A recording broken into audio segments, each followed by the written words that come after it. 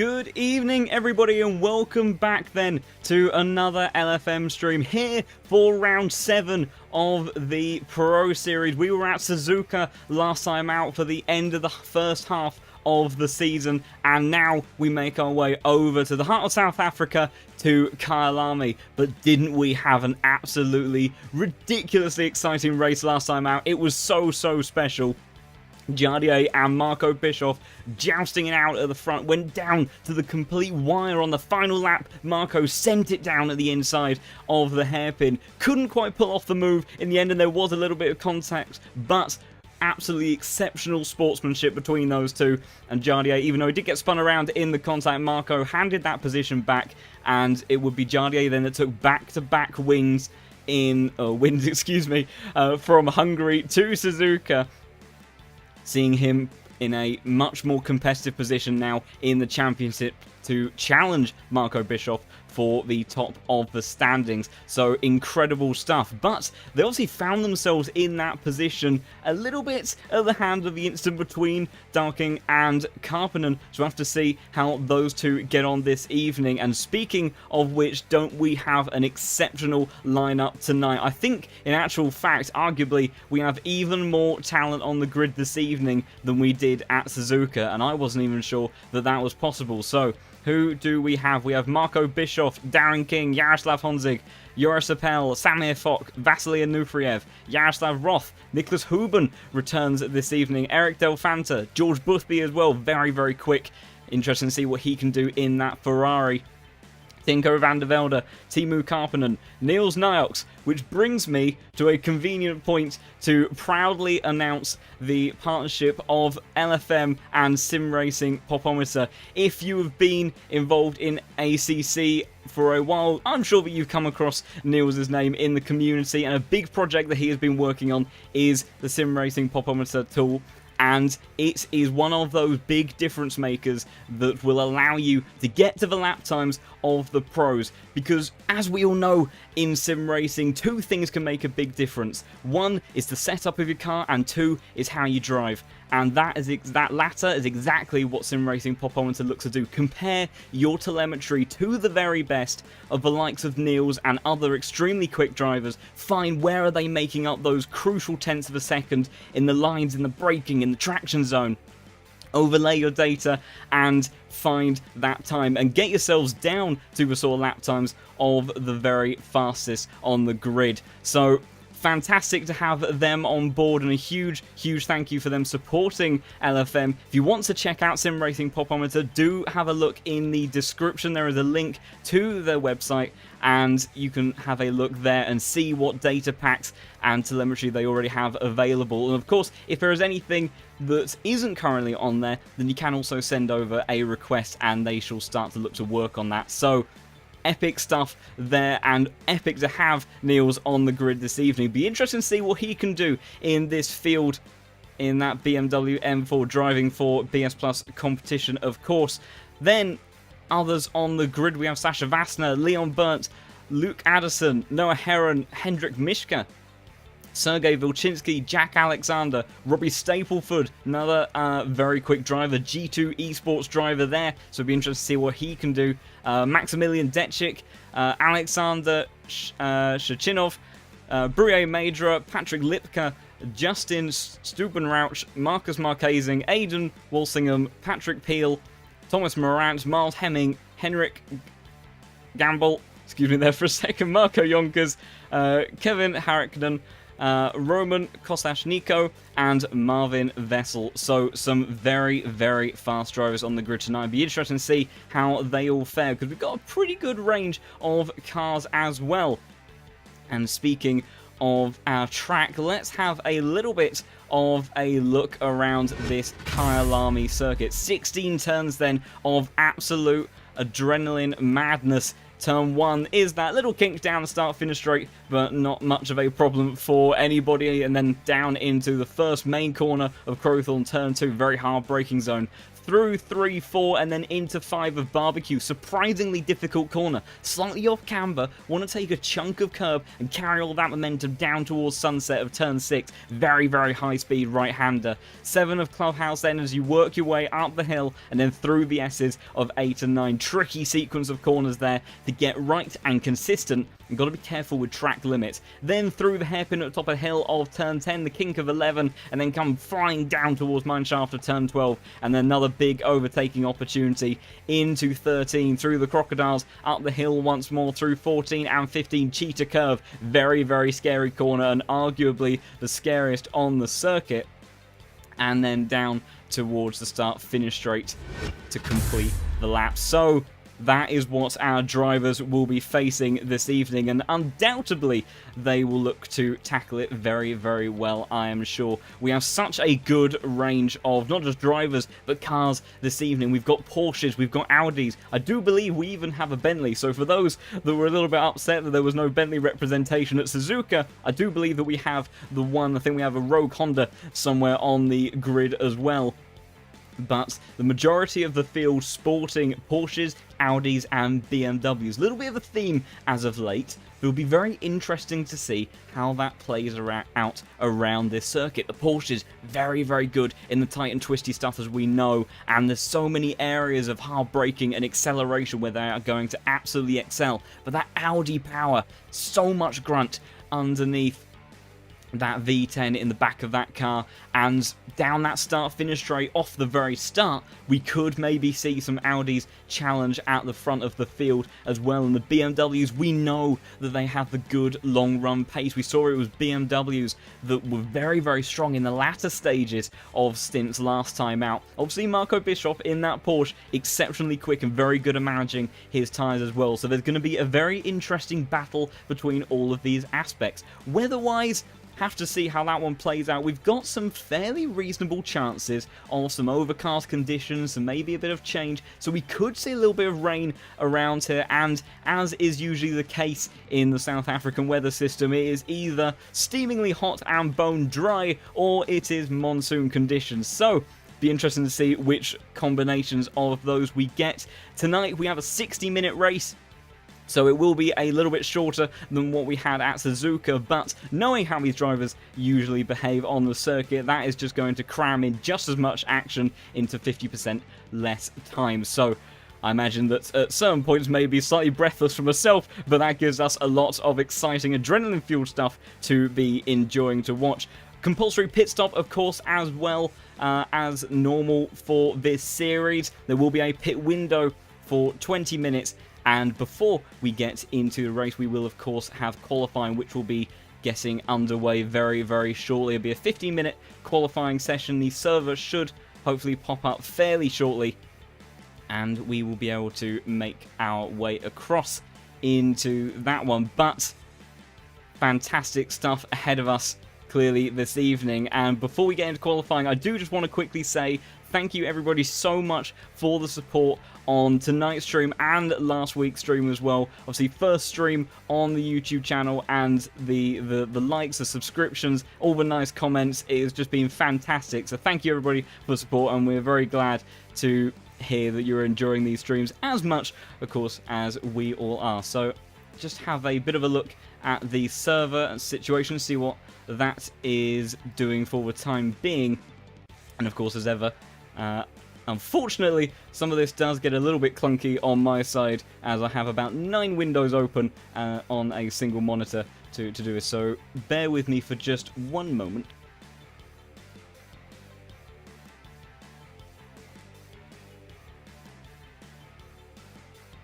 Excellent, so the server is up then, and we shall make our way into there in just a moment as get everything sorted out. So the free practice time just ending in 15 or so seconds, and then we will be over for qualifying, which undoubtedly is going to just be absolutely tremendous stuff with the sort of lineup that we have going on this evening.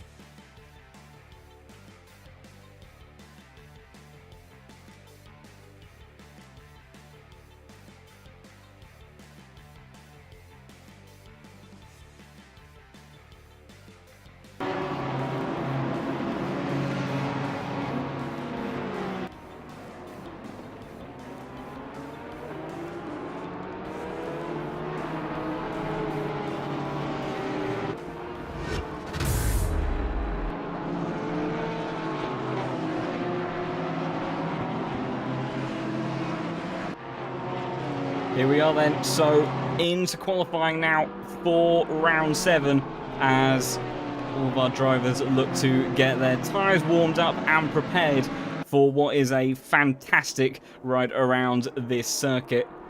Not quite the same levels of undulation changes as something like Bathurst, but surprisingly similar in the way in which these guys have to try to negotiate these challenges of Kyalami, because you see just visibly the amount of changes in altitude that we have around here is just unbelievably fantastic and gives us a very, very exciting view of tonight's action. And let's go on board. Who is leading the way for us at the moment? I do believe it is Karppinen at the front. And let's see how the BMW driver for Grip Hacks Engineering gets around here. Let's go on board with Karppinen. Oh, he gets a huge kick of oversteer actually through Cheetah Curve. He doesn't want to be doing that too often as he gets himself set up then to start a lap around here at Kyalami. Still doing a little bit of warm-up, seemingly, with those tyres.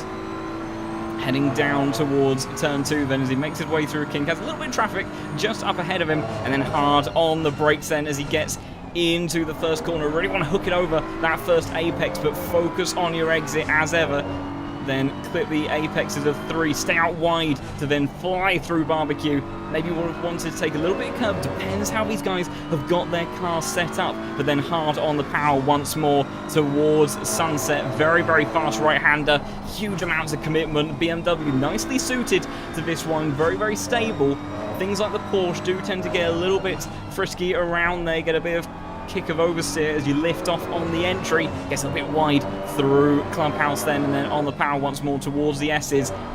Gonna be nicely hooked up through these couple of apexes on the power, and then driving it all the way up the hill for turn 10 as unfortunately in the chat we've been joined by a collection of unwanted attendees, but as we run back down the hill towards turn 12 then of Mineshaft.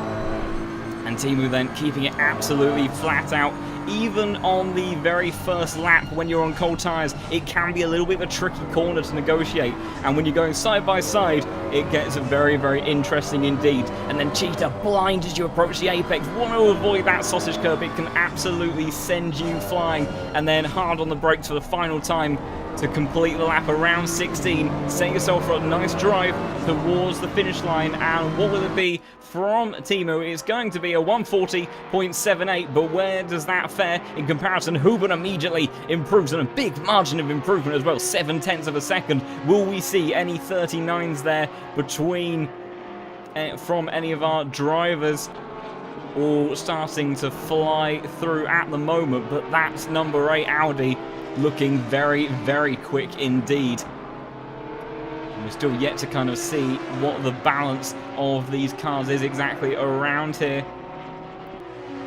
Where is the likes of George Busby, very, very fast driver in the Ferrari, of course, goes to line and goes into P10 for the time being. Marco Bischoff slots into P2, and Niels Narks then in the number 14 BMW goes up into P3, with Jardier Man second in the championship, currently in P5 then. So we'll have to see as a good lap time from Sachin Vassner then in the number 15 Audi, part of the LFM team, and currently in the podium grid position. So very, very good stuff there from him.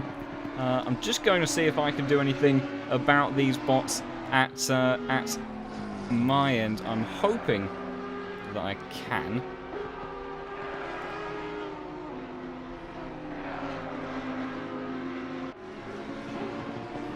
Unfortunately though, sometimes there are just slightly too many and can cause a little bit of chaos, but hopefully can remove as much of that nonsense as possible. But then focusing on what we have going on at hand with this qualifying session, who is on a big improvement, and one man not unsurprisingly, Marco Bischoff then, our championship leader. He pulled out an absolute weapon of a lap time last week at Suzuka. Lost the lead to Darren King in the early stages of the race. In fact, has the GTW BMW just behind him. But Marco Bischoff on a big improvement for the time being, 3.5 tenths up. It might not be good enough for provisional pole, but it will see him slot back up into third place, 0.04 of a second ahead of Niels Narks then for the time being. Also, it was Nicholas Huben absolutely flying at the moment, 10.5 up as Heron goes up into P2 and puts his Audi on the first row. So very, very good stuff there from him. Have to see how that all comes out in the wash in the end. But Huben right now, 1/4 of a second up, finding time absolutely everywhere on this circuit, and he could well be the first man to get into the 39s if he can carry this momentum all the way to the line. The big bad Audi, so much power and grunt, maybe not for too much longer. There are rumours of BOPs being done to this Audi and a few other cars, I do believe. They will lose some of that power advantage, but right now Huben doing everything that he can to maximise it as he gets good drive out of the final corner as he heads towards the line. I think it's going to be our first 39 of the evening, and it is a 39.937 then for the number 8 car, and he soars into a very, very commanding pole position for the time being. Marco Jonkers gets himself up into P3. Very, very good effort from the Porsche driver. Who else have we got an improvement though? Yaroslav Roth on a huge, huge delta to his previous best. This could actually seriously compete for pole position if he can carry that momentum towards the line. Oh, it's only good enough for the front row for the time being. Just shy of breaking into the 39s, but very, very good nonetheless. We've got Sasha Vassner now, who's been pushed down the order. He's found 0.3 of seconds. He flies through Cheetah Curve. Can use a little bit of that runoff on the outside of the track, but got to be careful not to play about with that grass too much. But as he approaches the line, it's going to be good enough for P4. So we now have Audis absolutely commanding the front positions then. And to answer one of the questions in the chat, it does look like potentially the Audis are looking to be the favourite as of right now, because they are looking very, very fast at the moment. Jack Alexander currently P9 in the Porsche, closing out his lap on a small improvement.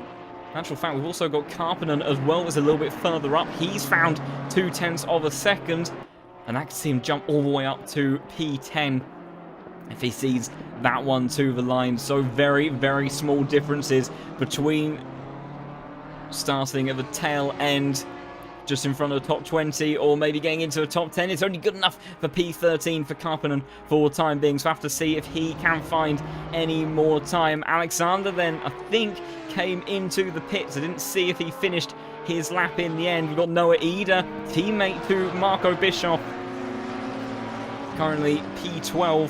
The number 12 car currently P6, and he has found 1.5 tenths in that opening sector alone, so that could be very, very competitive because the margins at the front are so ridiculously close. As let's see if we can get each of these times. So you can see Huben right now has 1/10 over the rest of the field, but look at the gaps between the likes of Roth and Heron and Vassner, Jonkers, Eder, Bischoff and Appel, all within 1/10 of a second. Absolutely insane margins between each of those guys, but Noah Eder hasn't quite been able to maintain the speed that he had in the first part of the lap. He's still on a slight improvement, but not sure if it would be quite the time gain that he was looking for to compete at the very, very front. Gets good drive on the way to Cheetah Curve, then has almost recovered about 1/10 of a second as he then skirts with the grass once more. Very, very tricky area of the circuit for these drivers to tackle, and the Porsche is going to be a small improvement. We just about managed to get into P5, and he does. Marco Bischoff, his teammate, is in the early part of the lap, and he's found a chunk of time. So has Joris Appel, who's just coming towards the line now in the Audi. Where will this put the number 4 car? And he goes into P3, so very, very good effort there from Joris as he joins the collection of Audis that we have building at the front. I think our first non-Audi car is currently Noah Eder in the Porsche. And then we've got the likes of Jonkers and Niels just behind. But Bischoff then, currently one of the biggest improvements inside the top 10 at the moment, has found a 10th and a half. That could see him jump up into the top 5 if he can see that to the line. And in fact, it looked like he might have gained a huge amount of time there, but I think he's lost a little bit on the exit. He was absolutely flying at Suzuka. I'm not sure he's going to have the pace today to compete with the likes of Huben, but we know that this man, our championship leader, can do some very, very special things in that number 1 Porsche. As he then flies up towards Cheetah Curve. He's found 3.5 tenths. He's found 4 tenths as he flies over the grass, getting all the bumps. Oh, Lamborghini flying off in the background there. Didn't quite get that one right. Actually, could have been one of the Hondas as well. But Marco Bischoff may have put me wrong there, because he is carrying a huge amount of speed towards the line. He does go on provisional pole on a 39.8. Absolutely brilliant stuff. But Nicholas Huben has something to say about this as well, because he's found 2 tenths in the opening part of the lap as he gets up towards the top of the hill, and the Audi driver not wanting to concede that front row seat, and he's absolutely flying. We'll get a little bit of a slipstream potentially off the BMW just up ahead, but he's found 1/4 of a second in the first couple of sectors, and this could be an absolutely huge time from the number 8 car. And the drivers continuing to improve as well. I think Appel just tried putting his best effort together. 40.000 from Appel. Not quite able to break into the 39s. A very, very elite club. But Huben then continuing to find time, loses a bit on the exit. It's going to be very, very tight, but I think it's going to be good enough for provisional pole for the Audi driver. He heads towards the line. It is a 39.697. Absolutely brilliant stuff there from Nicholas Huben to charge towards the front of the field, and the Audi reclaims its throne at the top of the grid as Gamble on a very, very late effort in that 33 car. Another one of the teammates of Bischoff then goes into P3, so a couple of Porsches joining the party late on, and with just over 2 minutes left in this session, drivers still very much in the realms of possibility for finding some additional time. Bischoff is one of them. He's found a 10th coming into the final corner. If he gets a good exit, he loses a bit. It will be an improvement, but I don't think it's going to be good enough. In actual fact, as he hit the line, he lost a huge amount of time on the exit of the final corner. Huben has found some time in Sector 1, but he dropped a little bit through the S's. Heron is on a good improvement, found a 10th in the first couple of sectors as well. Yonkers, Shuchinov and Niels also in good positions to improve as well, but Heron right now finding more time than anybody else. If he can see this one to the line, it would very much put him in contention for a top 3 start. What can the Audi driver do? Well, one of many Audis. Number 18 car flying towards the line. And Heron does go into P3 then. Just 0.02 of a second behind our championship leader. So brilliant stuff there from him. Yonkers, whereabouts is he? So he has found quite a chunk of time. I've actually gone on board with Noah Ida. I was driving by Yonkers. Yonkers in the final part of the lap. Noah Ida has found a good amount of time in the opening sector as well. Absolutely flying through Cheetah Curve then, really, really pushing everything that he's got in that Porsche. He's got to extract the maximum because clearly the Audis are very, very racy today.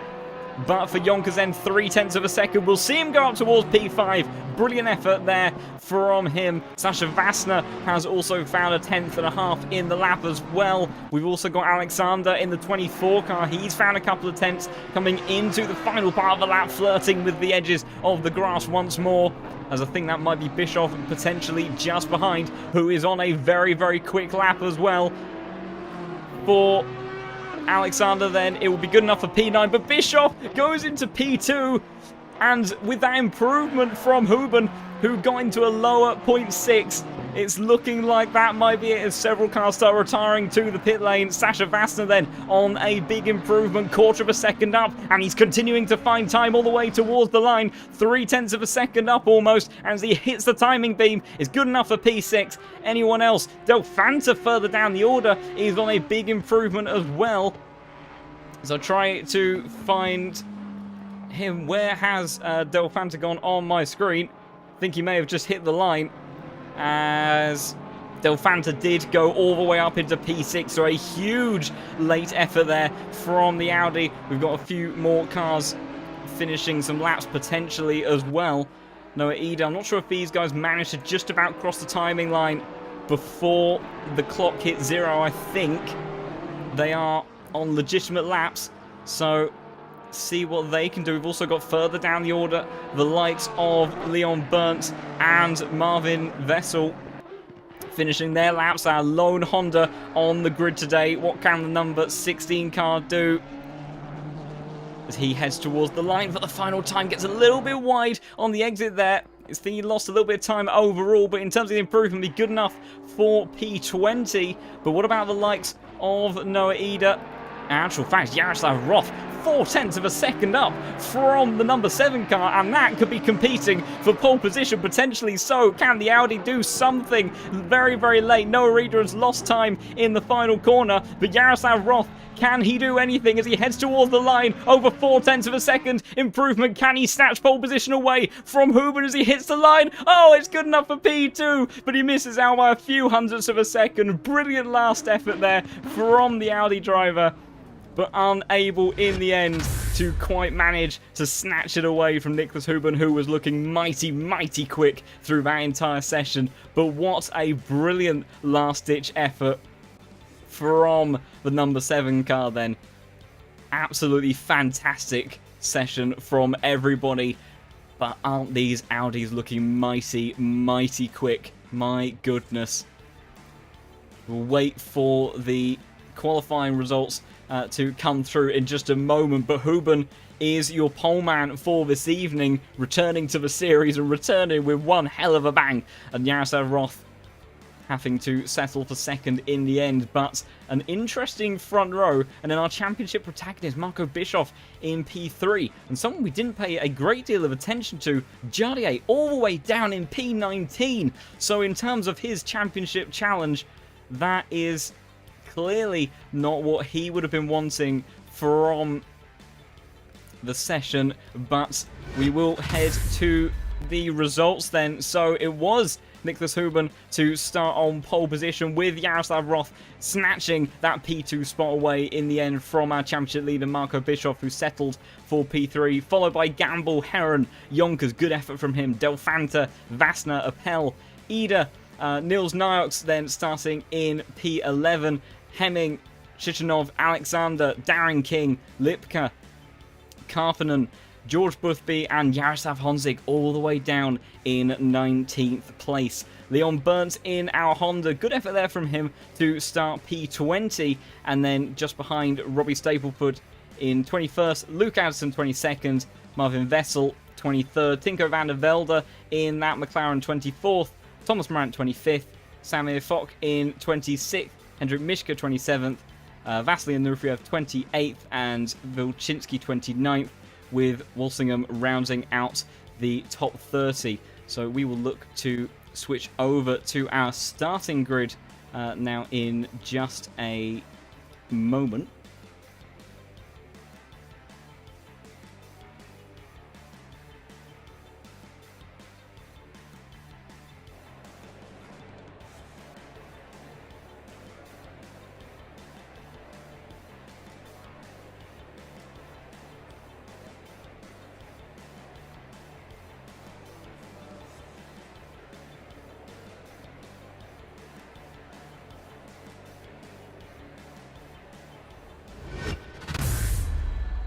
So let's have a look at all of our drivers then. So Nicholas Huben starting in P2, as then it will be Yaroslav Roth in...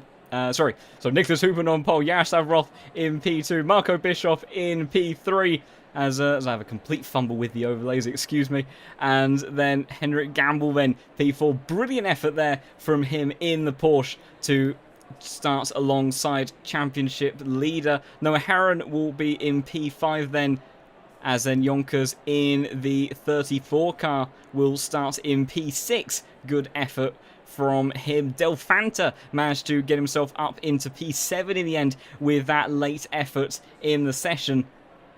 And then Sasha Vassner parts of the LFM team, and good bit of reputation there to see himself up into P8. Joris Appel was looking very, very far through the session. Didn't quite put it together in the way I think that he would have wanted. As then Noah Ida rounding out our top 10. And Niels Narks, the first of our BMWs. Should we even be surprised? And he will start in P11 with Miles Hemming in P12 just behind in that very, very nice looking Porsche livery. Alexander Shichinov, the 24 car, starting in P13 with Jack Alexander. A good effort there from him to start 14th on the grid. And then Darren King, our race leader for a very, very long time. Last time at Suzuka, having to start all the way down in P15, so clearly the BMW's struggling around here at Kyalami. Lipka will start in P16 with Karppinen down in P17. Only a car between himself and Darren King, those two coming together last week, obviously. Hopefully won't have the same once again. George Busby in P18 as he returns to the series, first of our Ferraris, as then Jardier in the number 3 car, starting down in P19. Not what he would have been looking to get from the race today. Leon Burnt in 20th in that Honda. Good effort there from him. And then Robbie Stapleford in the 22 car, starting in 21st position. As then we have Luke Addison in 22nd in the 17 car. As then just behind him in the number 37, Marvin Vessel in the Audi.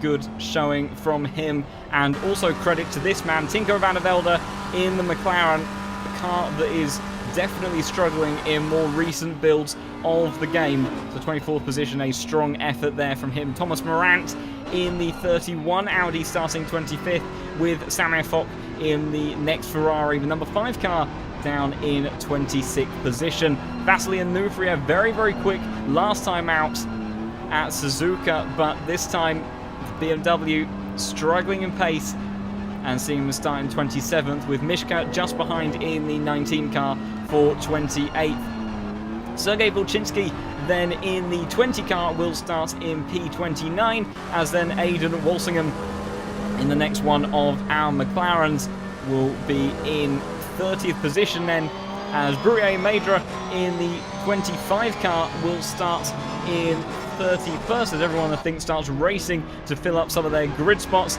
32nd will be Justin Stubenrauch in the 27 car.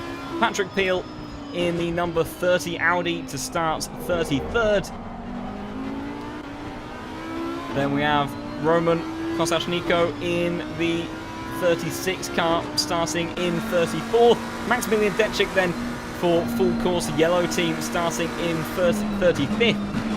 As then Kevin Harrigan in the 35 car will start 36th. And then at the back of the field, Marcus Marquezing, who put on a good show for us last time out with some fantastic overtakes, will start at the back of the grid. But this man then, Nicholas Huben, will be leading them away for 60 minutes then of Kyalami, with a brilliant return to the series and a fantastic pole position. What is it that Nicholas Huben is going to be able to do today? The Audi's looking, of course, very, very quickly, but they've got 2 mean Porsches just behind, and 60 minutes here at Kyalami is about to get underway. And we are green then, and it was a good start, I think, from the 3rd row from Yaroslav Roth, who's actually trying to compete alongside Huben, going down in towards turn 2. It's going to be very, very heavy braking zone. We've got one of the other cars flying through the middle. I think that's Heron, but Huben looks like he's going to hold on to the lead through turn 2.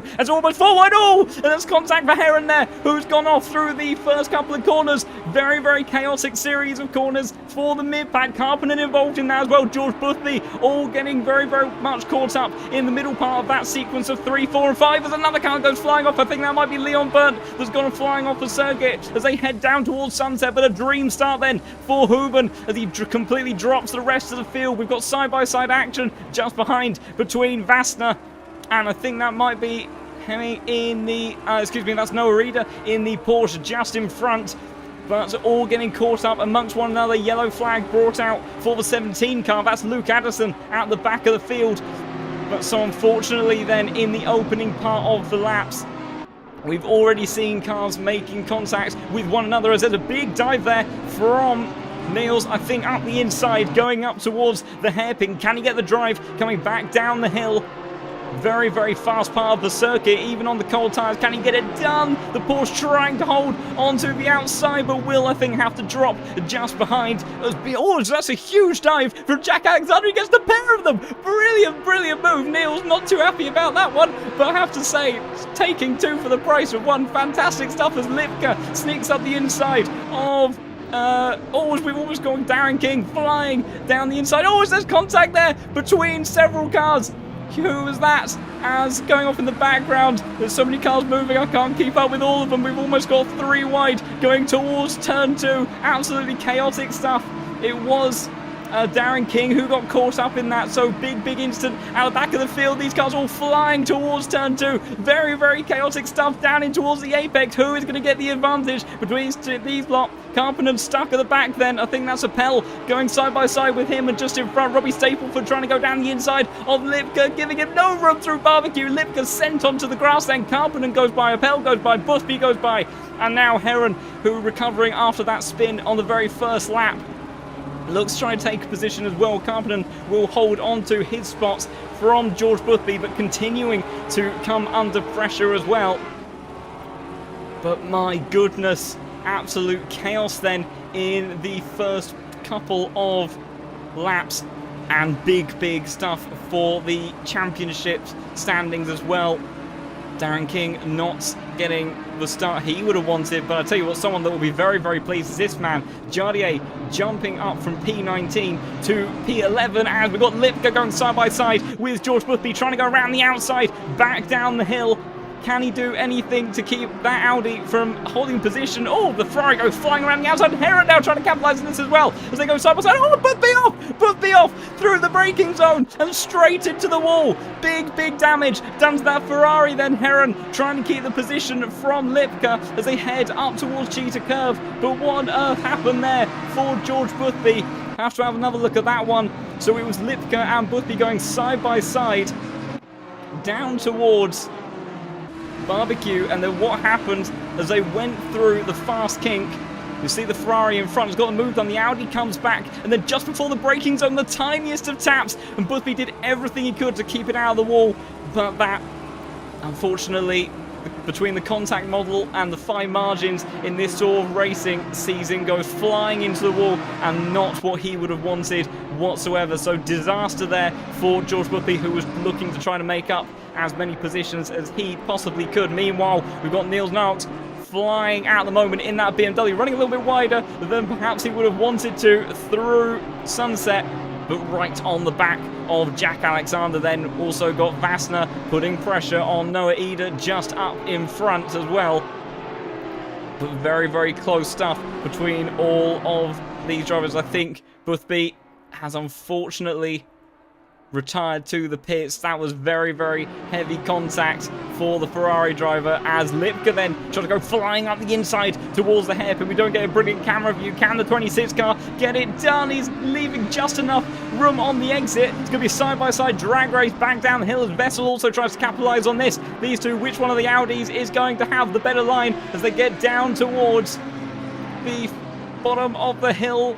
Number 26 of Lipka sending it back up the inside, and he just about manages to get that position done. Martin Vettel looking to snatch one away as well if he can, as maybe he has a dive into the final corner. He does, and Heron, I think, is going to lose two in just a few corners, maybe even three, if the BMW just behind him can get involved in this one as well. And Mishka then firmly locked into the slipstream of Heron, but he's got a lot of damage on that car, and I think Vettel, by the looks of it, the straight line speed in that Audi is going to have it. Oh, as he goes very deep though in towards turn one. Heron though fights back on the exit, and he will snatch it back away from the number 37 car. So very much a wounded Audi is Heron at the moment, but doing enough for the time being to try to hold on to these positions.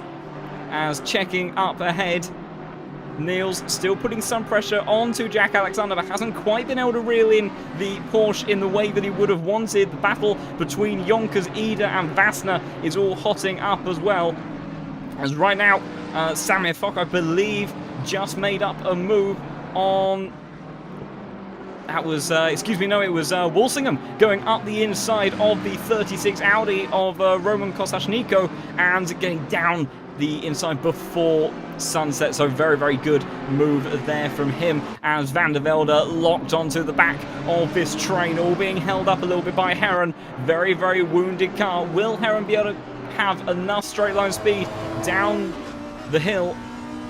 And that car that will be losing out, unfortunately, as a result of those bits of contact, but does hold on to the position for the time being, but being hunted down without a doubt as Kosashnikov fighting back onto Walsingham. Walsingham goes very, very deep under brakes. He's going to lose a position to Leon Burns as well.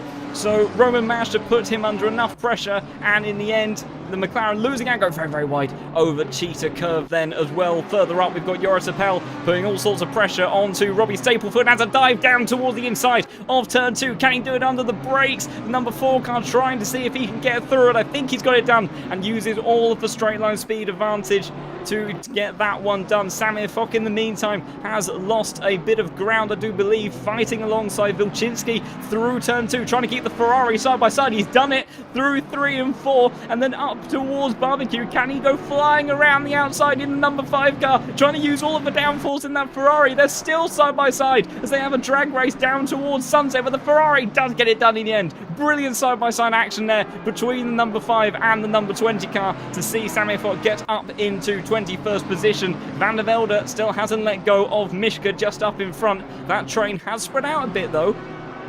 And where has Heron gone? So Heron has gone into the pits then. I think that maybe for a potential retirement did have a lot of damage on that car, although he has got going again. So whilst I don't believe that that will satisfy his compulsory pit stop due to the pit window, he has repaired the damage and will be soldiering on. So good things at the start there for him to show that determination to see the race through at the end. It can be so disappointing when you get that sort of damage and it compromises your whole race. In the meantime, Leon Burns and Kosashnikov going side by side at the bottom of the hill. The Honda trying to get the cutback as they head up towards Cheetah Curve, but I think the driver of that Audi just too strong.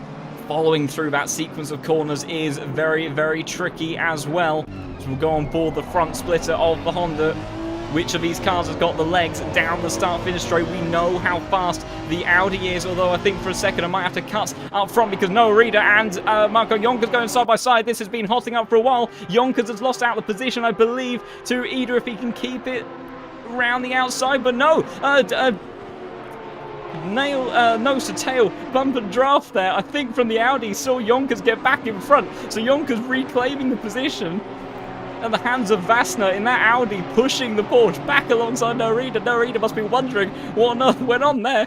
I couldn't quite put it together myself for a moment, but Yonkers then comes back and reclaims a position on Norida and stays in P5 for the time being. So brilliant stuff there from him, as meanwhile the Honda dives down towards the inside of Kosashnikov through into turn 7 then, and does manage to get up into 23rd place. We've also got Harkonnen in the 35 Ferrari right on the back of Walsingham in the McLaren just ahead. Can he do anything towards the top of the hill? The McLaren defends the inside, and Hemming now trying to sneak through on the inside, gets compromised on the exit, and does that allow the recovering Darren King to get side by side as they head down the hill? Once more, the Porsche trying to cover the inside. What sort of speed has the BMW got? What sort of speed has the Ferrari got just in front? As it's all kicking off, both going side by side in towards that next corner. The Ferrari can't get through, but the BMW of Darren King does get through, and he moves his way back up into 28th position, far from where we expect that number 2 car to be. But also McLaren just went slightly wide there on the exit. Where has Walsingham gone? Oh, Walsingham's gone into the pits, so that is very early. That must be to repair some damage. I couldn't see any damage on that car, not unlike the front of the 24 Audi. But Darren King then has managed to get past, and now looks to make a move down towards the inside at turn 2 as well. So Harkonnen, after getting to the front of this train, is immediately going to be pushed back one by Darren King, who continues his charge back up through the field. Leon Burnt, I think, has made a move on Wilczynski as well through that opening series of corners.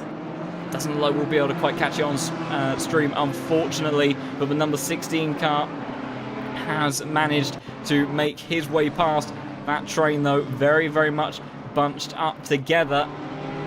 Vassner's dropped back a little bit from Noah Ida, and Noah Ida continuing to put pressure onto Yonkers, but the number 34 car doing a very, very good job for the time being to hold on to P5, but Noah Ida looking very, very racy as we go through Cheetah Curve on board the splitter of the number 12 car, heading down towards the final corner. Doesn't think about a move up towards the inside, but visibly closing in the middle of the apex then. And then how much straight line speed does that Porsche have? I think Vassner's a little bit too far back to potentially challenge Noah towards turn 2. You can see the Audi lurking in the background. Looks at the inside. Oh, as Niels Knox has finally got the move done on Jack Alexander using that BMW straight line speed. It may not be something comparable to the Audis, but in comparison to the Porsche, it's good enough. He's gone wide, though, on the exit of turn 2, but I don't think there's anything that the number 21 car can do to fight back against the hard-charging German as he sees himself get up into P8. So brilliant stuff there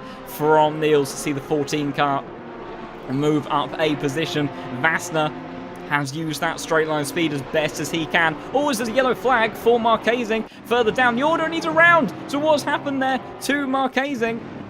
We'll have a look. So he was at the front of this train. So Leon Burnt had managed to get past, we know, one car, and the number 16 looking to put pressure then onto Marquezing as they went down towards turn 2. So was there contact between himself and the Honda? The number 16 car goes flying up the inside. No, it was the BMW behind. So Leon Burnt was safely through, but it was the BMW behind of Wilczynski that was unfortunately responsible for that. Marquezing, an innocent bystander then on the apex of turn 2. Although we didn't quite see the exact lines they took through there, but it did seem like it went a bit deep as the number 25 car getting a little bit wide on the exit. Yes, he's got to be careful, not just for track limits, but also in terms of getting slow punctures. You can see visibly how much the car bounces through there, and if you go over there too many times and those tyres are a bit low on pressure, they can definitely develop a slow puncture. So these drivers will be, of course, wanting to avoid that. And another tricky place. This gets very, very close to the back of the Ferrari just ahead.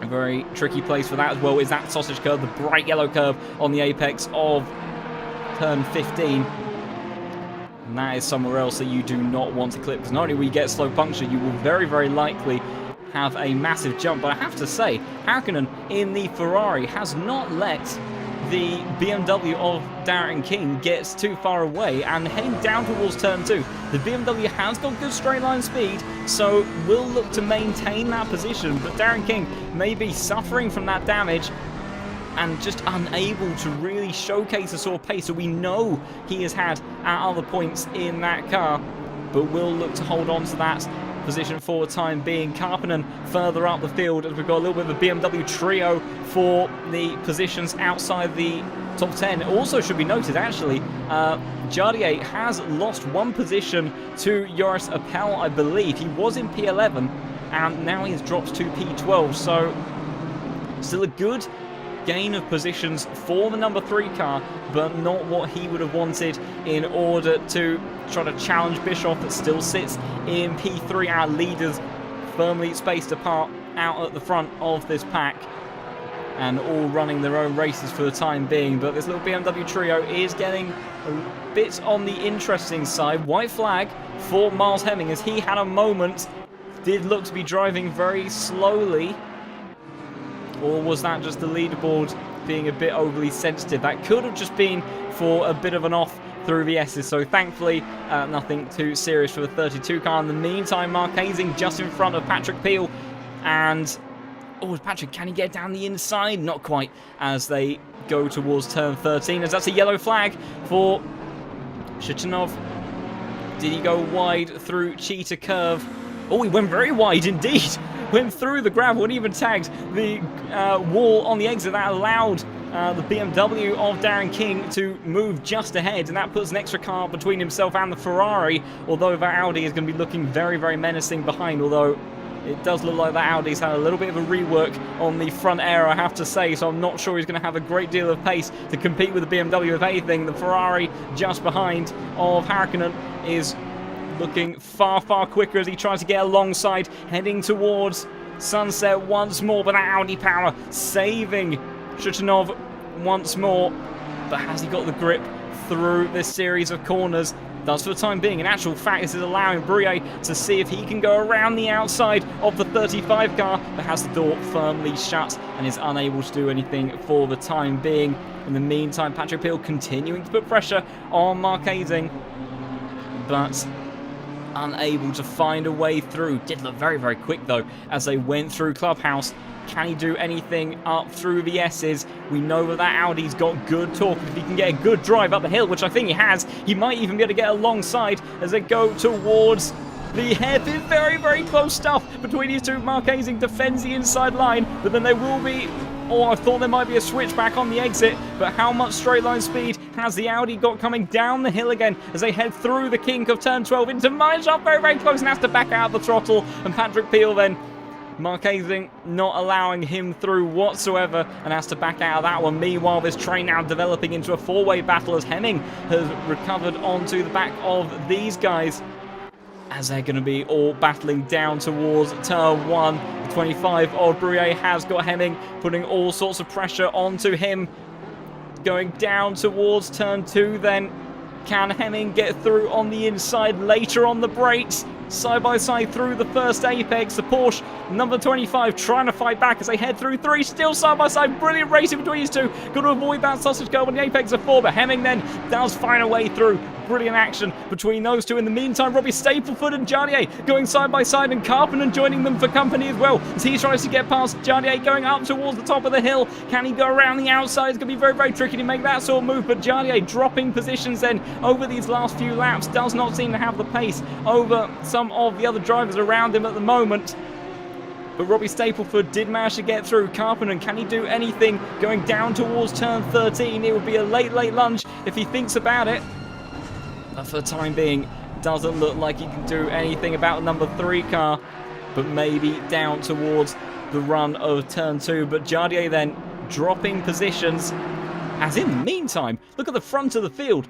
Jaroslav Roth has completely closed in on Nicholas Huben. Huben had a very, very large lead not too long ago. Very similar lap times for these two last time around. So I think maybe Huben's made a mistake as Vassner almost managed to get down the inside of Noah Eder then in the Porsche, but unable to do anything for the time being. But we could well have a battle for the lead on our hands in just a moment as Jaroslav Roth looks to try to put all sorts of pressure onto Nicholas Huben, who's been leading the race for the time since the very beginning of this race. As we approach the third of the way through the race distance, Karppinen continuing to put pressure onto Jardier, but unable to do anything for the time being by the looks of it.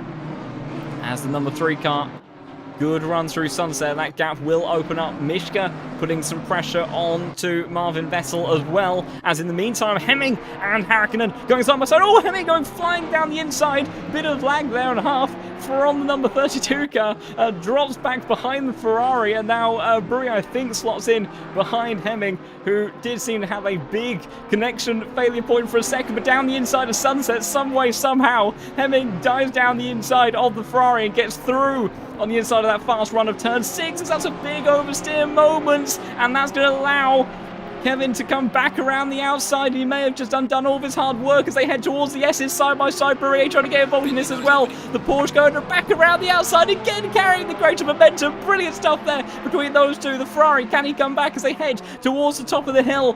Has to settle behind the Porsche for the time being.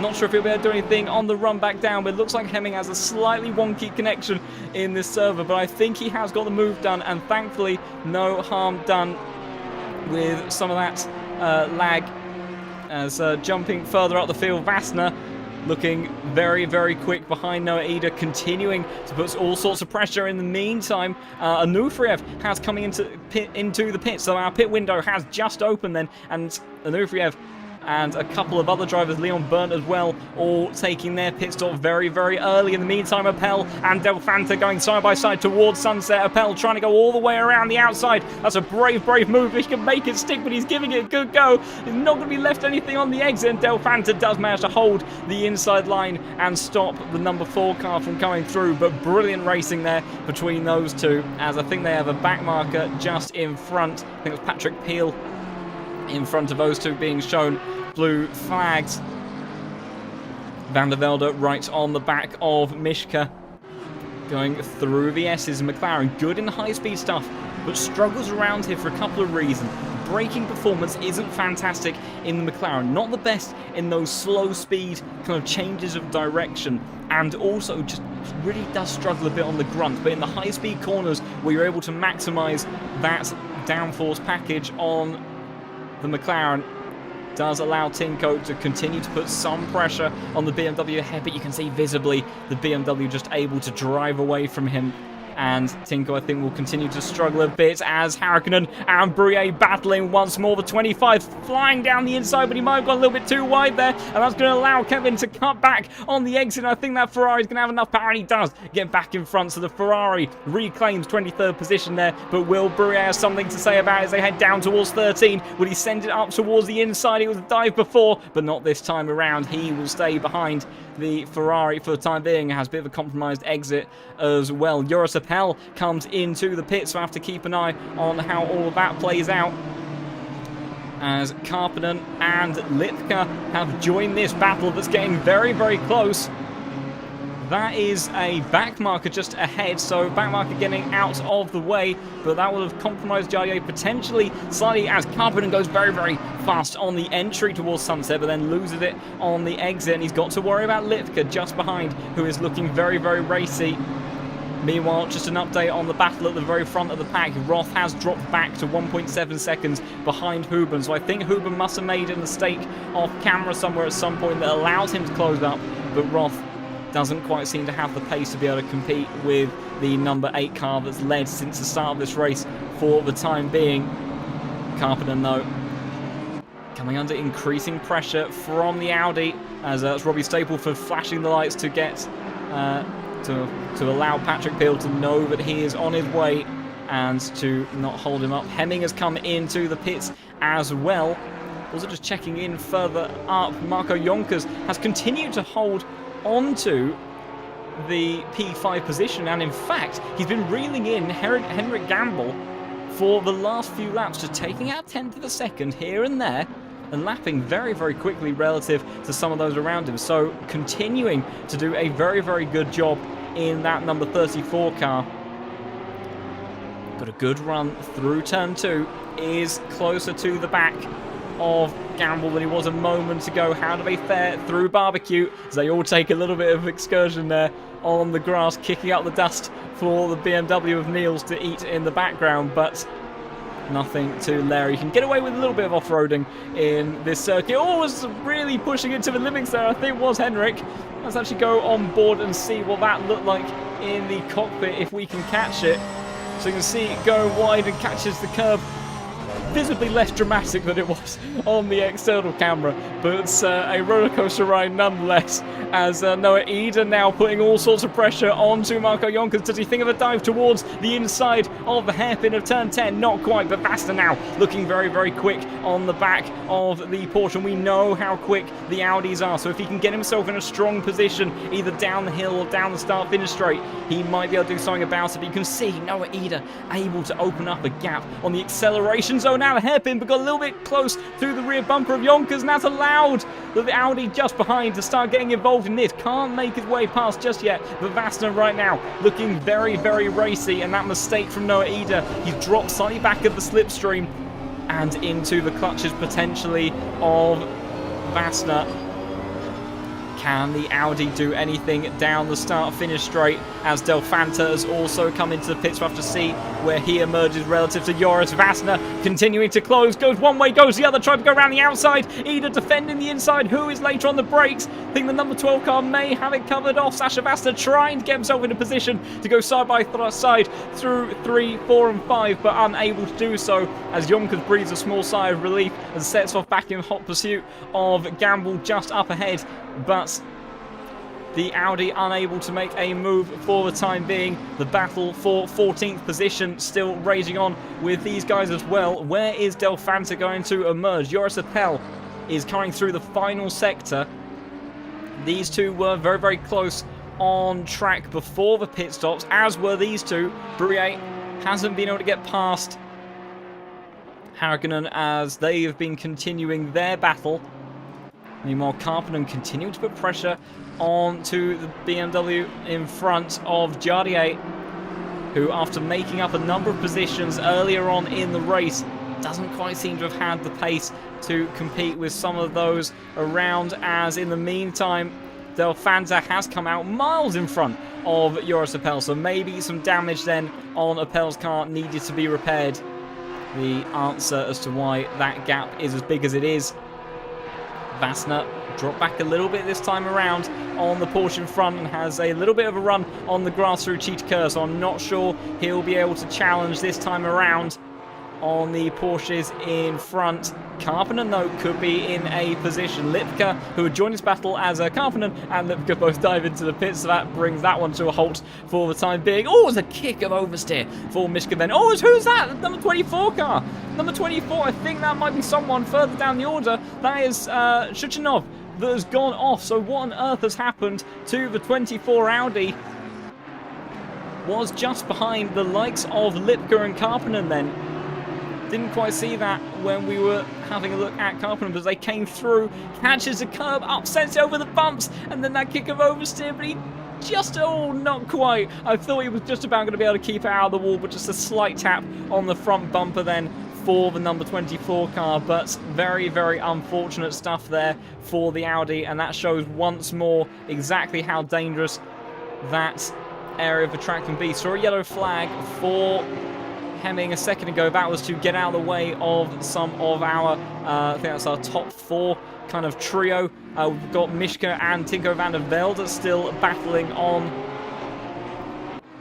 as camera didn't quite switch in the way I was expecting. There we go. As Mishka has got the McLaren 4 company heading up towards the top of the hill.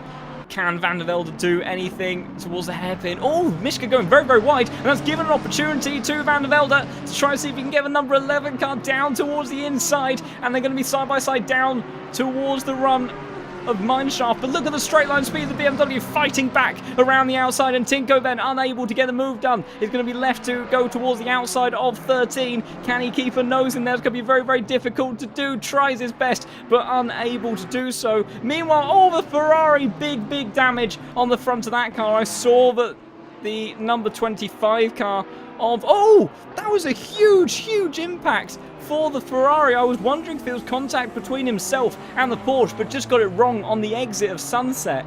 An absolutely monumental crash with that outside barrier then. And the Ferrari then, I thought the contact had taken place around the S's, but that was just trying to get out of the way of some of the other drivers. But disaster then for Harkonnen in that car. Meanwhile, Noah Ida has got back onto the gearbox of Marco Jonkers and is seeing if he can put him under pressure to see if he can finally get past and into that P5 position as we approach the halfway point of this race. More drivers coming into the pits now. Jardier has come into the pits, as has Samir Fock and Mishka then, but keeping an eye on this battle further up for the time being. Noah Ida losing a bit of ground as they come down the hill, so maybe a slightly lower downforce setup or something on that 34 car just in front of Marco Jonkers that is just stopping Noah from being able to close in, because even in the slipstream, we know that the Porsche doesn't have fantastic straight line speed inherently, but as these two then dive towards the pits, oh, we'll get it very, very close to the back of Henrik Gamble then as that trio of Porsches will look to resume their battle undoubtedly on the exit, as Harrigan finally manages to make his way around to the pits. Thomas Morant has come into the pits as well, as we've got a few more drivers kind of moving around our field at the moment. Yaroslav Roth has come into the pits, so a few drivers at the front that have stayed out. Nicholas Huben, Sasha Vassner and Niels Narksen temporarily become your top three as we wait for the remaining pit stops to take place in the next 10 minutes. Meanwhile, Delfantra, I think, putting pressure onto Alexander. So he's gone from being the hunted of Joris Appel and is now trying to see if he can find a way past the Porsche just up in front. We know how quick the Audi top speed is as Alexander actually dives into the pits. So I thought that was for position. So Alexander a bit further down the order than I thought he might be, but doesn't want to lose any time with a battle with Appel, as Brouillet being lapped then, I believe, from... Actually, no, that's... so I think that is technically for position, but Bischoff has done his pit stop and has emerged just in front of the 25 car. So imagine that that gap will open up very, very shortly. Robbie Stapleford has just come out of the pits as well, I believe, and is not too far adrift of the Audi of Joris Appel, who, despite being right on the back of Delfantra earlier on, has not been able to reclaim that time and has been a bit slower in these opening couple of laps. So Appel not quite showing the pace in the early part of the stint, but maybe will become stronger near the latter portion as more of our front runners come into the pits. Then Niels and Sasha Vassner both come into the pit lane. Tinko van der Velde in the pits as well. What about the likes of Kostas Nico in the 36 Audi? He comes into the pits. And then I do believe our last remaining non-pitter thus far is Madra in the 25 Porsche. And he decides to stay out. So still feeling like he has got some performance in those tyres. Maybe see if he can try to maximise the pace in the latter phase of the race. That, of course, is a potential strategy as Huben re-emerges from the pit lane a good few seconds ahead of Yaroslav Roth, who has maintained that P2 spot ahead of Marco Bischoff, who may be having a bit of a quieter race than he did last time out, but relative to his championship rivals, Marco having an extremely strong race here, and we'll see him extend his championship lead massively over the likes of Jardier. So although maybe not competing exactly where he would have liked, I think he'll be fairly happy with that, as Van der Velde coming out of the pits not too far away from Mishka, just in front, but unable to do anything about the BMW as they complete their pit stops. Then Kostas Nico cuts back across to the track and will be on his own for the time being. So closest battle, in fact, is between Leon Burnt and Sergei Vilchinski. So the Honda driver trying to see if he can find a way through on the BMW just in front. See what it looks like on the front splitter of the Honda as they head through Sunset. Honda, you can see, you can hear him trying to get on the throttle, but just unable to get on it as early as he would like. Slightly nicer line through Clubhouse. How do they fare as they go up the hill? The Honda typically very, very good in these inclines where the torque starts to really matter, but that BMW, good drive through the corner. The Honda does start to gain a bit on the way up towards the apex braking zone, but the BMW able to do enough for the time being to hold back the number 16 car, as Darren King looks to try to get involved in this one as well. So we'll have to see how all of these lap times work out in just a moment when everyone has got back on pace. In the meantime, No Reader has lost the position then to Sasha Vassner. So Vassner has managed to get through, and Yonkers also all over the gearbox of Gamble, who went a little bit wide on the exit of Barbecue. Won't be able to do anything for the time being by the looks of it. But No Reader then, after being stuck behind Yonkers for so long and trying to put him under all sorts of pressure, the Audi of Vassner then has managed to get in front, so strategy in the pit stops working in favour of Yonkers, getting a good run onto the Porsche in front. You can see went very, very wide moment for the 33 car. And now all over the gearbox of that Porsche as they head up towards turn 10 one more time. Is it a lunge for Yonkers? Thinks about it, but unable to do anything for the time being. Let's see how these two Porsches compare in the straight line speed, because it looks like earlier on that Yonkers maybe had a car that was a bit pacier on the straights, and that was able to hold Noah Ida back for quite a while. As they go through turn 13 of the Crocodiles, through the kink of 14, and then this blind apex once more, so quick. Cheetah curve already claiming one victim of the 24 car earlier in this race. No such instant for Yonkers. How do they look then going down the start-finish straight? Good drive out the final corner for Gamble. And Yonkers really not gaining. So he's going to have to try to find a much closer point. Maybe through a series of corners as Vassner in the Audi from so far away, drives away from the Porsche behind, and then starts to put all sorts of pressure on Yonkers. So Yonkers goes from trying to put pressure onto Gamble in front to now being hunted down potentially from the number 15. As battles also going on further down, Lipka and Karppinen, who's several seconds behind Jardier, who's emerged much further up the road and is only slightly adrift of Stapleford. So I wonder if there was any damage on Jardier's car at all. But right now, Jardier has been able to extend that advantage back over some of those, although they has maintained his P12 position because Major still continuing to stay out for the time being. And he will have to complete his pit stop very, very soon as the pit window comes to a close very, very shortly.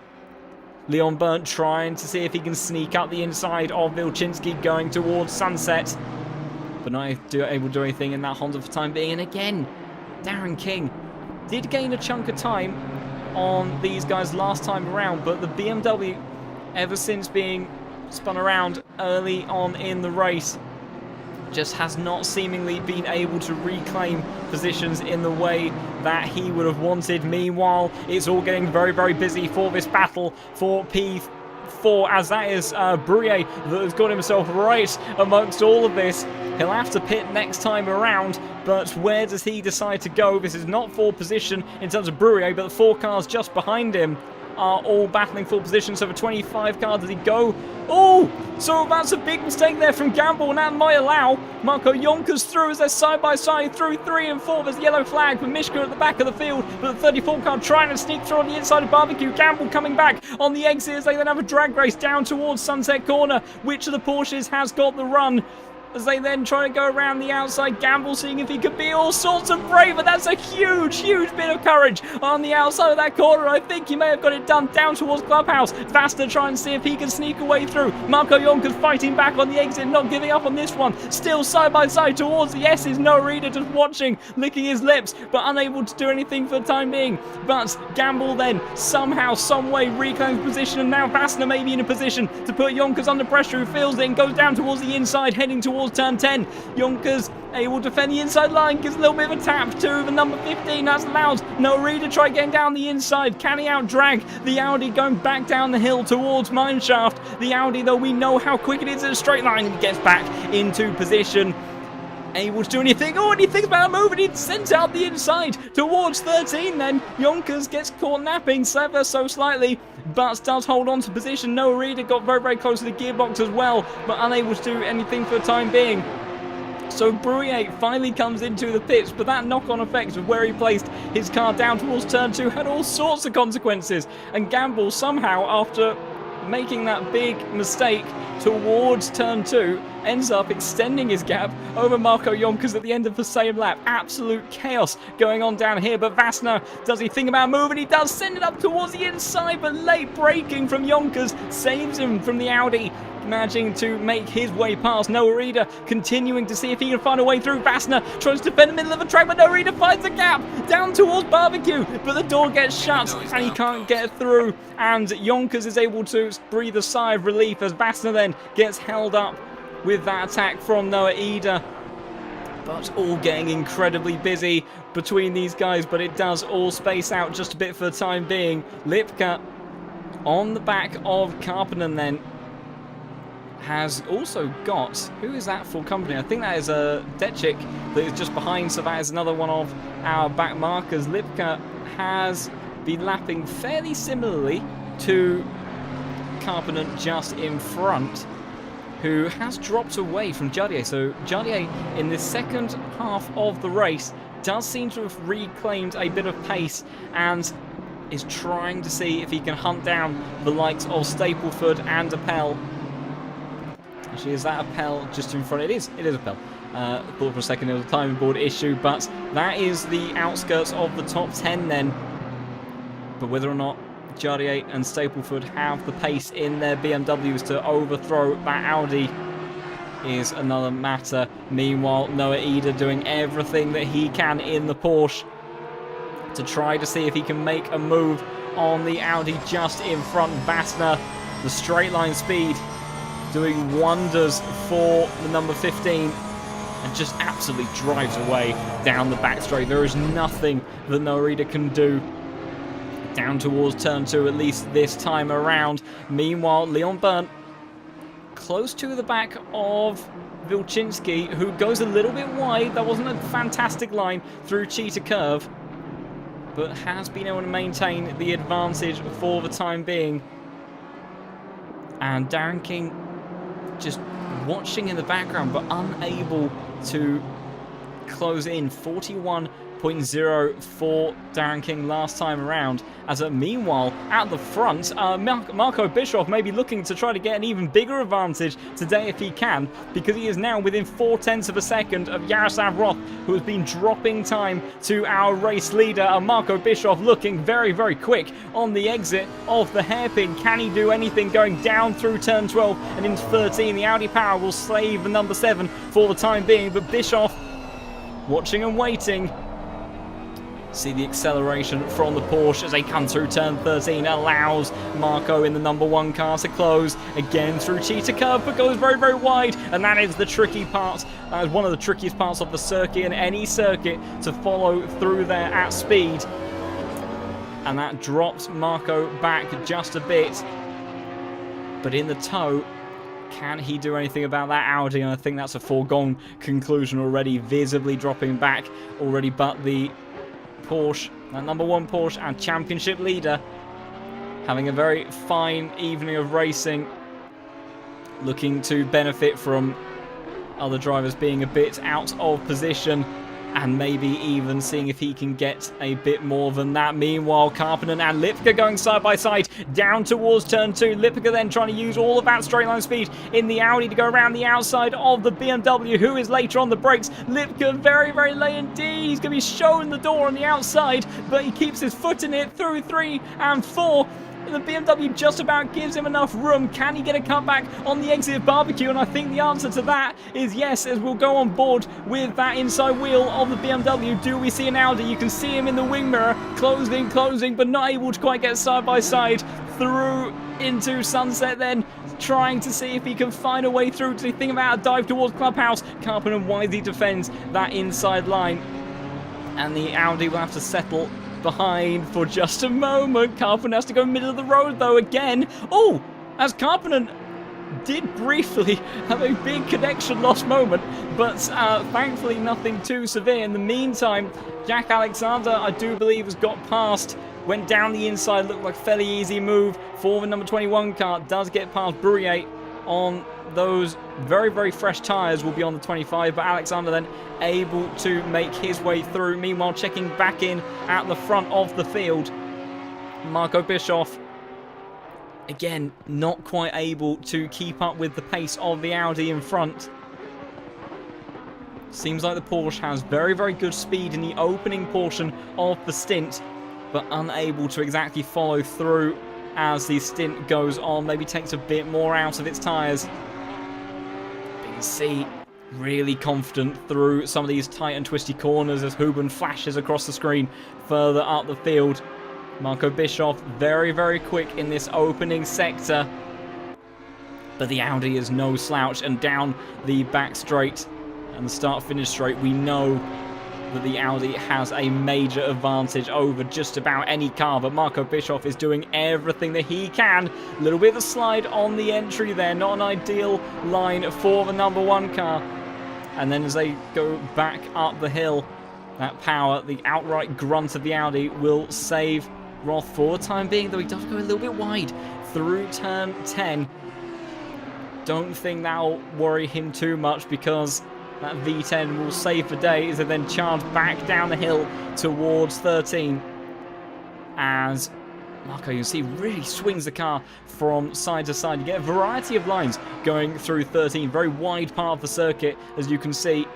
And Marco, despite being so close, maybe the closest he's been for a while, just doesn't seem to be able to do anything about the Audi. Meanwhile, fastest lap of the race last time around for Huben, a 39.895. The only driver in the 39s. That is absolutely extraordinary pace from Nicholas out front for the time being. Marco Bischoff, though, still having to settle for P3. Meanwhile, Darren King has managed to close up finally onto the Honda in front. I think I saw some flashing of lights from the number 16 car. So was there an incident between himself and Wilczynski? Defends the inside, going in towards 13 as Darren King tries to go around the outside, cut back towards the inside. Then maybe side by side towards Cheetah Curve, but no. Good drive on the exit there for the Honda, but has dropped a little bit back from the BMW up in front, so won't quite have the same straight line speed going down towards turn 2, and the BMW is still very quick.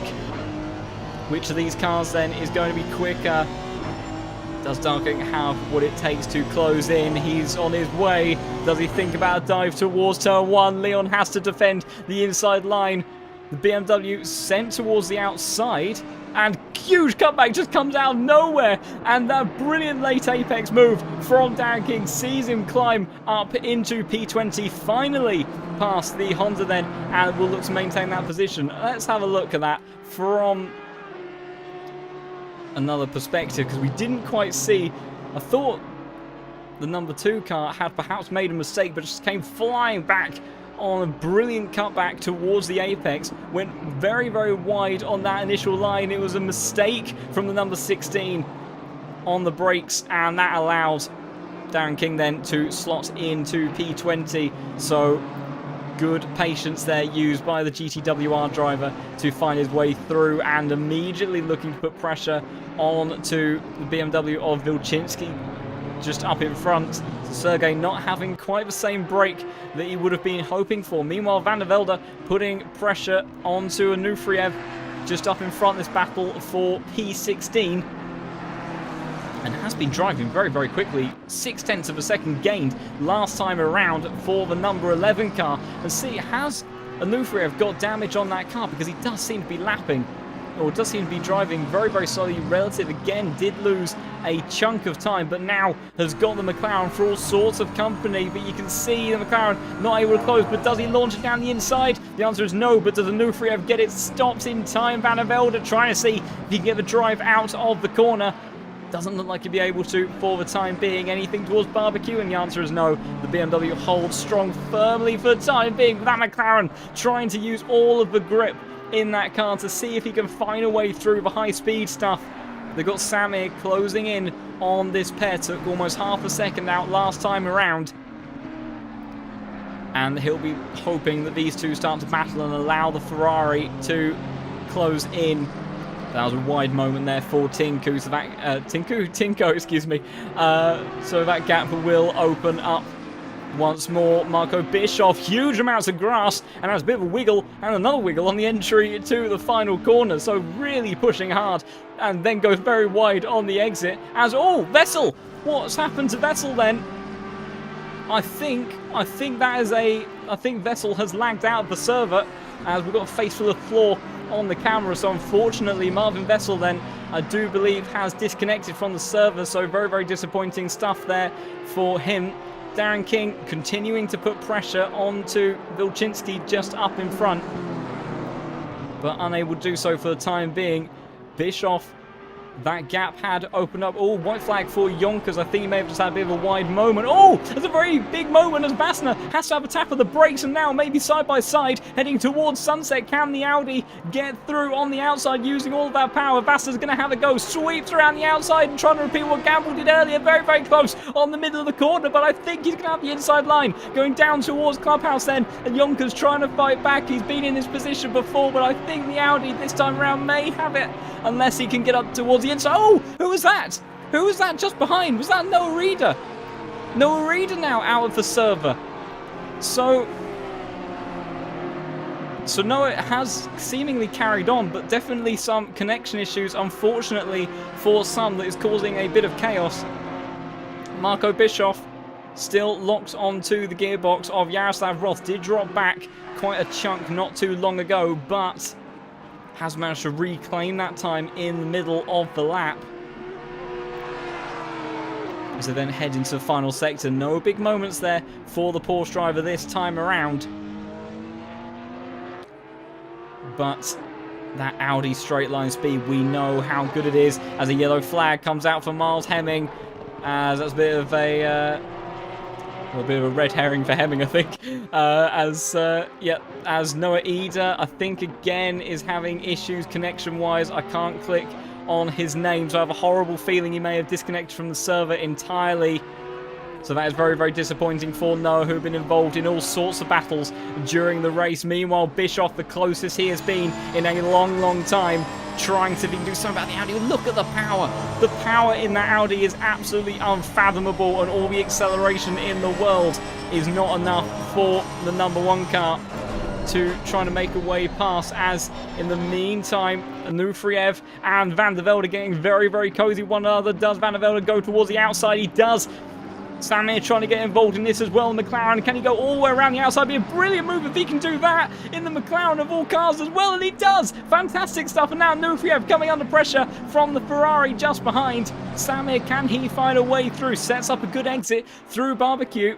In actual fact, let's go on the front splitter of the BMW. Can he do anything about the McLaren in towards Sunset? I don't think so. And Samir is just a little bit too far back for the time being. But brilliant action between those two as Tinko finally finds a way through. And Anuferev now under all sorts of pressure from Samir, as we have 7.5 minutes left of this race to go. The Ferrari, can he do anything about some of these other cars?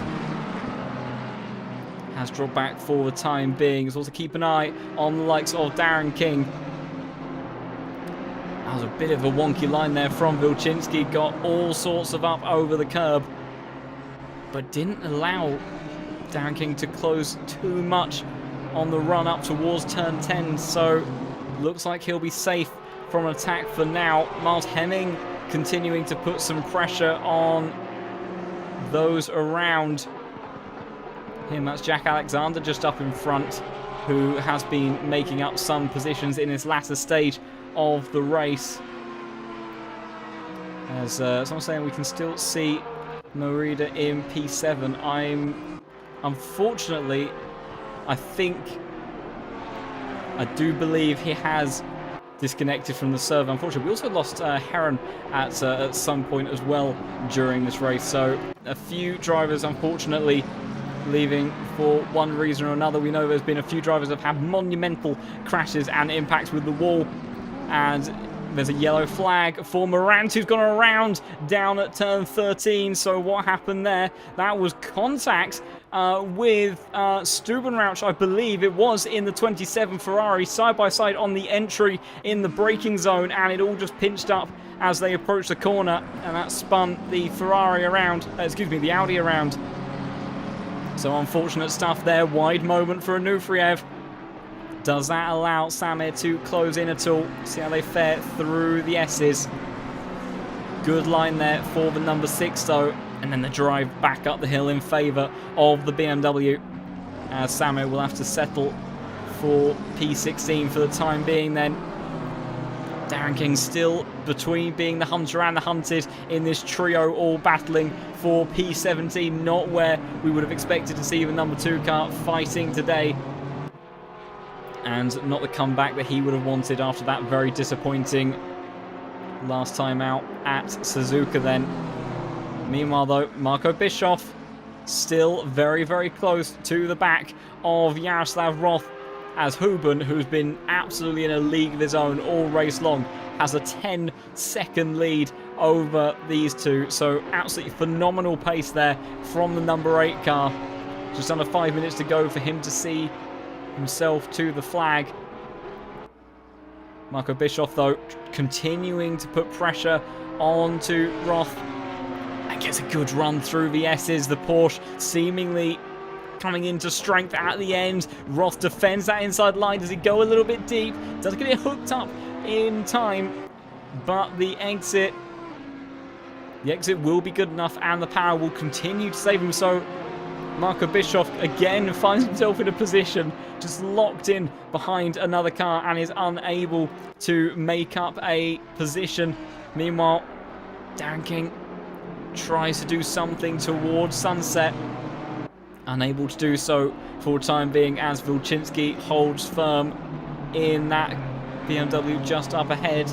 The number 20 car, Leon Berndt, seeing if he can do anything, but these drivers all very, very even on pace, or within a tenth of one another last time around. And Darren King unable to make his way back through the order like he would have wanted. A little bit too much curb, I think, taken for Wilczynski through turn 10. Does that give a potential opportunity? You see a little bit of rubber banding down the back straight, and the BMW of Darren King does start to close, but just not enough, although Wilczynski does defend in the middle of the track on the entry to the braking zone. Darren King, though, unable to do anything for the time being, but this is the closest he's been for a while. Things may be about to move. Oh, and that caused Wilczynski to turn in very, very early towards the final corner. Will that finally give the drive that the GTWR car needs? You see, going down the start-finish straight, closing bit by bit, equal machinery down towards turn 2. Which way does he go? He has to go towards the outside because the car in front is not going to give him any room at all. On the inside, the 20 does park it on the apex. Darren King trying to see if he can run side by side through 3, 4 and 5. Gets back down the inside before Barbecue almost has his nose completely chopped off there. Had to back out the throttle. Brilliant defense from Sergey, as Leon Berndt now starts to try getting involved in this as well, and maybe even thinks about a move towards the inside of Sunset, but is unable to do so and has to instead stay in P19 for the time being. But that's a very, very wide moment from Darren King in the BMW just up ahead. Don't think it compromised him too much in the end, but did lose out some time there, and that may compromise his chances on closing in on Wilczynski before the end of the race. Patrick Lipka still within touching distance of Karppinen, as these drivers will have a couple of laps left to go. 60 minutes here at Kyalami has absolutely gone by super swiftly, and only 0.2 of a second between Marco Bischoff as again he tries to find a way through on Yaroslav Roth. These two have been back and forth. The Audi power has consistently saved the number 7 car. Marco Bischoff doing everything that he possibly can to find a way through. He will have one more lap after this, but that Audi so difficult to pass. It's got good aero, it's got good braking, but most importantly it just has absolutely rocket ship like straight line speed. And Marco, will he have to resort to a dive like he did at Suzuka, but hopefully without the same consequences what we saw last time, with these two battling furiously, continuing to allow Huben to extend his lead at the front of this field, who really has he's not appeared on camera very much at all today, but he has been absolutely faultless all evening. Samir Fock continuing to put pressure onto the BMW of Zanufriev. but just unable to find a way through once more. He gets close in certain points, as in the meantime, Darking trying to go around the outside of Wilczynski, allows Leon Burn to go on the inside towards the Essex. Can the Honda reclaim that position? Darren King in the number 2 car trying to keep it firmly on the inside. The Honda though still there as they go up towards the top of the hill. Which one is going to get the drive? BMW trying to cut across, but he can't quite. The Honda keeps his nose on the apex, but the BMW I think might have a drive on the exit. Honda though is fighting back. Will he have a look up towards the inside before they get to turn 13? I think he's a little bit too far back potentially. Leon will have to settle for the time being then. As meanwhile up at the front, Marco Bischoff trying to find a way through, trying to go around the outside, and a little bit of contact between himself and Yaroslav Roth. But these two continuing to duke it out all the way to the end. Marco Bischoff, it seems whichever circuit he goes to, he is constantly in some sort of fight one way or another. Can he find any way through? Not close enough, I think, as they head up towards turn 10. So he's going to need a mighty run down towards 13 if he wants to try to make the move there. But the Audi is going to be so strong. And I think he might run out of laps potentially, unless Yaroslav Roth makes a mistake down towards 13 then. Yaroslav does defend that inside line. But it will be this man, Nicholas Huben, who takes a commanding victory for 60 minutes at Kyalami. And Marco Bischoff trying to send it up towards the inside of the final corner. Harsh defense from Yaroslav Roth, who, after sustaining so much pressure from our championship leader, will hold on to P2. Marco Bischoff P3. Late lunge there from him as Hemming has gone wide at the back of the field. Lipka continuing to put pressure onto Karppinen. Whether he will have a dive into the final corner, we'll have to wait and see, but I don't think he's going to quite have enough. These two have been nose to tail for quite a while, but in the end, Lipka will have to settle for P13. But one absolutely fantastic battle up at the front. Meanwhile, Darren King has managed to get back onto the gearbox of Wilczynski just up ahead. He's been staring at that BMW for quite a while now. Can he do anything? Sends absolutely everything through Cheetah for the final time. Tries to go all the way around the outside. Can he get the drive up towards the start-finish line? I don't think it's going to quite be enough, and it's not. Meanwhile, further down the order, Thomas Morant and Stubenrauch are battling to the end as well. This is for 24th position. Stubenrauch, I think these two came together early on at turn 13. Justin trying to see if he can go around the outside, but don't think he's going to be able to do anything through there. And then into Cheetah Curve. And the Ferrari, I think, is going to have to settle then for 25th position after 60 minutes of racing. And it does look like, in the end, it will go the way of Morant just up in front. So absolutely phenomenal stuff here at Kyalami. What an action-packed piece of racing that we had there. But Nicholas Huben, absolutely in a world of his own all race long. Barely saw him on stream because we had so much action going on elsewhere. But that was absolutely phenomenal stuff from him. And Yaroslav Roth, what a brilliant defense to hold off hard-charging Marco Bischoff. I do believe our results are already here. As let's see if we can bring these on through. So Huben then does take victory here for round 7 at Kyalami. As we make our way into the second half of the season, Yaroslav Roth, brilliant defense from him at the end to hold back our championship leader Marco Bischoff, who gave it everything that he had, but in the end will have to settle for P3. Henrik Gamble, good race from him today, takes P4. Sasha Vassner, P5, ahead of Marco Jonkers, who did very well. Was in that battle, of course, with Noah Eder, who sadly ended up disconnected from the server later on. Niels Narks, bit of a peaceful race for him in the latter stages, finishing in P7. Eric Del Fanta finishing in P8. with Joris Appel finishing P9 and then Robbie Stapleford rounding out our top 10. And one of the biggest movers, actually, in our grid. Very, very good race there from the number 22 car. Jaroslav Honzig in P11. Good chunk of positions claimed back through the field, but in the end, not what he would have wanted. And then just behind him, Karppinen in P12 didn't have the pace today to really compete with some of those guys that were further up the order. Held off Lipka to the end in P13. Tinko van der Velde finishing P14. Samir Fok P15. Vasily Onufriev in P16 in the end. So it does look like Samir did manage to get through. We didn't quite catch that amongst the other chaos and action. Vilchinski did hold back Darren King at the end with a slightly woeful race for him today. Sure, he'll be looking forward to going into next week's round, as then Leon Burns finishing P19 in the Honda. P20 goes to Kotash Niko in the 36 car. Jack Alexander finishing 21st. Brouillet in 22nd. Miles Hemming 23rd. Thomas Morant 24th. Steuben Rauch in the end finishing 25th, with Walsingham 26th. Detchik 27th. Peel 28th.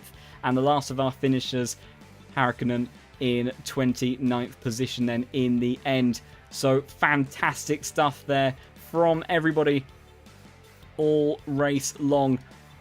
It was an absolutely brilliant bit of driving from Huben at the front of the field to take victory here. And the Audis clearly were in fine form. But Bischoff, in terms of the championship, strong showing there from him to try to see if he can continue to extend that lead in front of Jaroslav Honzig. And he did exactly what he needed to do this evening. And next week we'll be heading over to Watkins Glen for round 8. So another interesting track, a mixture of slow speed corners which are going to suit those Porsches once more, but very long straights as well. So expect the Audis to be strong, and the BMWs may have a little bit of a more competitive chance as well as the likes of some of the Ferraris. So do tune in for that. It looks like we don't have anyone queuing up for any interviews, so I think that is going to be it then for this evening. So what an absolutely brilliant action-packed round at Kyalami then for tonight, giving us all the thrills that we expected for this fantastic circuit and all that much more. Thank you once again, everybody, so much for watching. Tune in, same place, same time next week if you want to keep up with the Pro Series action. And if you want to stay in touch with what is going on the channel, then do consider subscribing to the channel so that then you can tune in more easily for future streams. And if you want to get involved in some of this racing yourself, do head over to lowfuelmotorsport.com, where you can get involved in either this or the daily racing. Get yourself a license, sign yourself up, make your way up through the ranks and compete with some of the very best on the platform and see what you can do amongst some of these drivers. So thank you everybody so much for the support. Hope you enjoyed the race and look forward to seeing as many of you there next week as possible. But for now then, it is going to be goodbye.